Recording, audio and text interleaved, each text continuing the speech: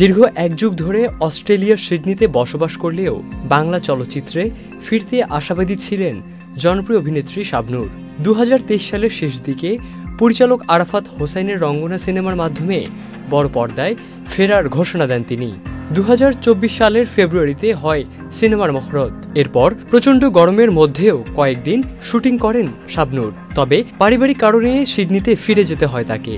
এরপর থেকে সিনেমাটির অগ্রগতি থমকে যায়।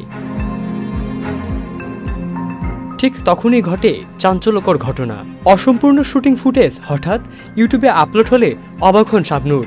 এরপর নিজের ভেরিফাইড পেজে দেয়া এক দীর্ঘ স্ট্যাটাসে শাবনূর লেখেন, আজকের চলচ্চিত্রে পেশাদারিত্ব, শৃঙ্খলা ও পারস্পরিক সম্মানের অভাব বেড়েই চলছে।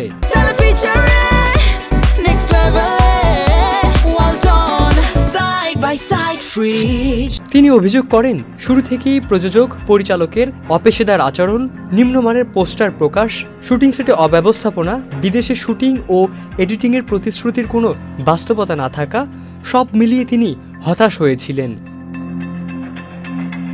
শাবনূরের সবচেয়ে বড় অভিযোগ, তার অনুমতি ছাড়াই অসম্পূর্ণ ক্লিপ ইউটিউব ও ফেসবুকে প্রকাশ হয়েছে। তিনি বলেন, আমি বড় পর্দার অভিনেত্রী।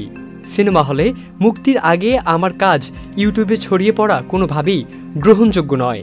এমনকি তিনি কখনোই বলেননি যে রঙ্গনার শুটিং করবেন না, কিন্তু এখন পুরনো সব দৃশ্য বাদ দিয়ে নতুন করে শুটিংয়ের প্রস্তাব দিচ্ছে নির্মাতা পক্ষ, যা তিনি অগ্রহণযোগ্য বলে মন্তব্য করছেন।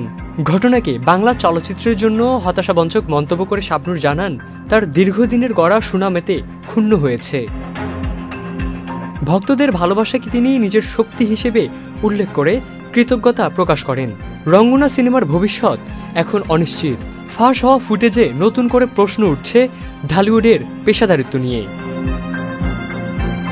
ঢালিউডের একসময়ের সুপারহিট নায়িকা শাবনূরকে ঘিরে আবারও তুমুল আলোচনায় সরগরম সোশ্যাল মিডিয়া। তবে তার অভিনীত রঙ্গনা সিনেমার অসম্পূর্ণ ফুটেজ ইউটিউবে ফাঁস হওয়ায় ক্ষোভ প্রকাশ করেছেন তিনি।